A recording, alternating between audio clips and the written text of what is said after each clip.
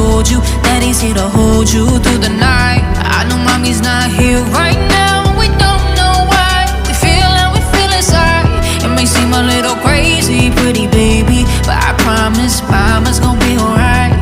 It's funny, I remember back when you and daddy had no money. Mommy wrapped the Christmas presents up and stuck them under the tree. This is somewhat of them from me, cause daddy couldn't buy them. I'll never forget that Christmas I sat up the whole night crying. Daddy felt like a bum, see daddy had a job to keep the food on the table for your mom. At the time, every house we lived in either kept getting broken into or robbed or shot up on the block. And your mom was saving money for you in a jar, trying to start a piggy bank for you to go to college. Almost had $1,000 till someone broke in and stole it. And I know it hurt so bad it broke your mama's heart. And it seemed like everything was just starting to fall apart.